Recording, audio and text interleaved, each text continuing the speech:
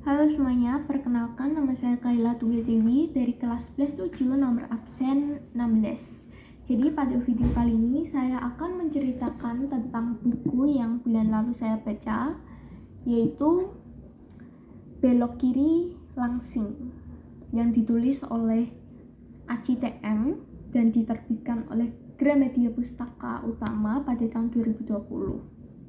Jadi buku dengan tebal 336 halaman ini saya mulai baca pada hari Minggu 25 Januari 2026 dan saya selesaikan pada hari Rabu 4 Februari 2026. Nah, mengapa saya memilih buku ini? Karena waktu itu kan saya memang lagi cari-cari bacaan setelah diberi tugas untuk membuat laporan literasi. Nah, setelah itu tuh saya secara tidak sengaja itu menemukan novel ini. Tapi maaf saya tidak punya buku fisiknya karena saya itu baca ini di perpustakaan online yang masih dinaungin oleh Gramedia, yaitu PYC Digilib. Nah, waktu saya menemukan buku ini, saya tuh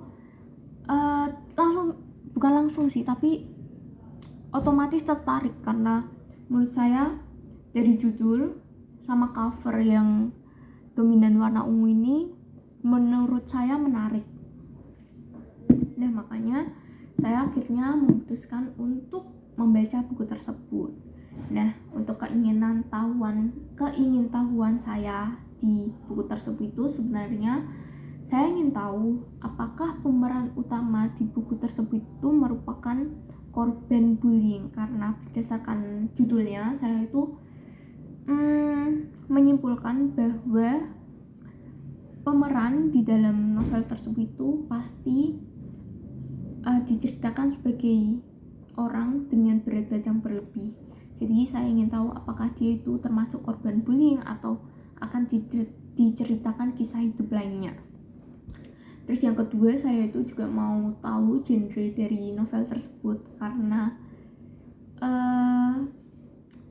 banyak kemungkinan di dalam cerpen tersebut apakah itu akan menceritakan tentang romance ataukah tentang mental health atau bahkan komedi seperti itu.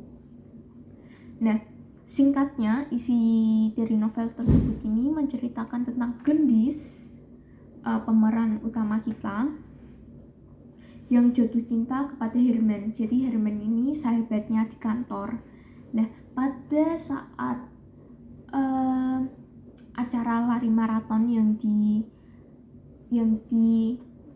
diadakan oleh perusahaan yang Gendis kerja di dalamnya itu, Gendis itu taruhan sama Herman, kayak kalau aku menang kamu harus mau jadi pacar aku.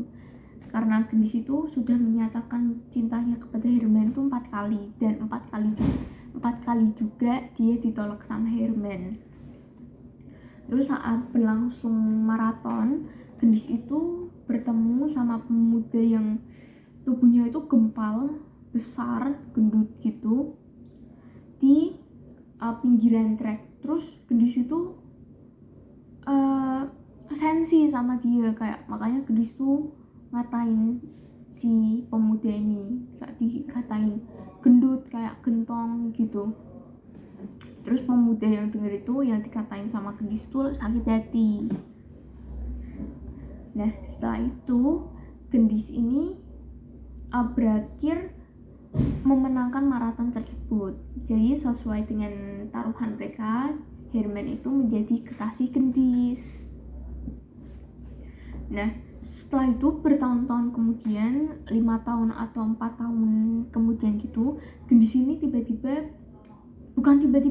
secara bertahap tubuh Gendis itu mulai menggemuk, karena kalau kata Gendis sih karena dia bahagia sama Herman gitu, makanya tubuh dia itu, berat badan dia itu naik.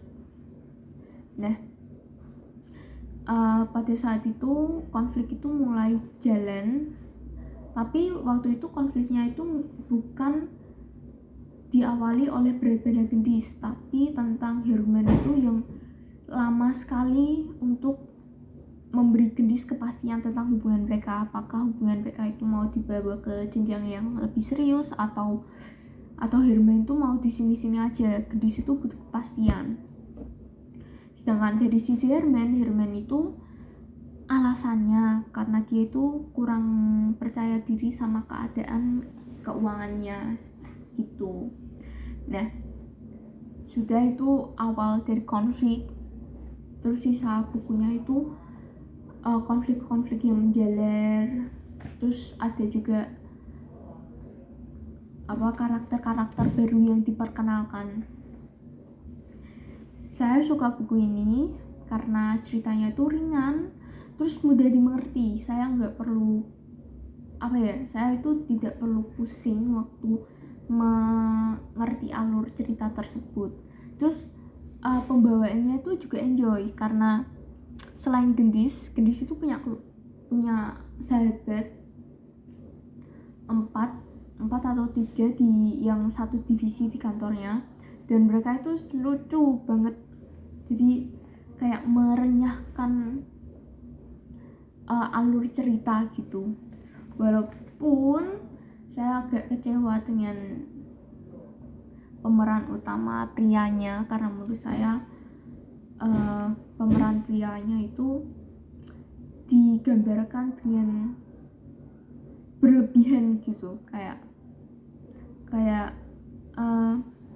too good to be true. Walaupun sebenarnya memang ini kan fiksi ya, jadi ya apapun bisa terjadi di dalamnya seperti itu. Cuman untuk cerita yang cukup ringan, terus bahasanya ringan, terus alurnya itu jelas, nggak dibawa kemana-mana.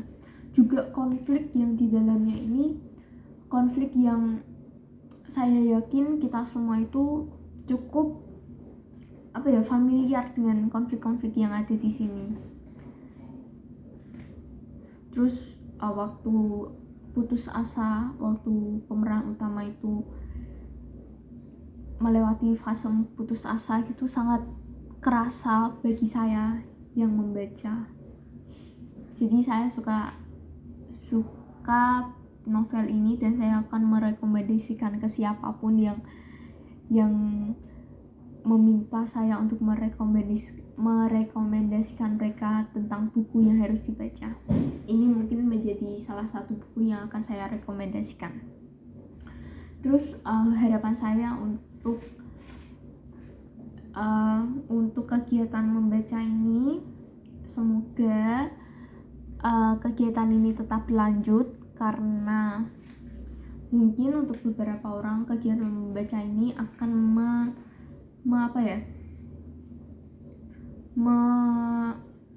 memulai hobi baru, yaitu membaca, karena seru aja kayak kita membaca terus kita rangkum, kita ceritakan kembali, itu saya suka. Jadi semoga sukses selalu untuk kegiatan membaca ini dan bisa dilaksanakan dalam waktu yang panjang. Jadi cukup sekian tentang saya yang membaca Belok Kiri Langsing. Sampai bertemu di video selanjutnya. Dadah.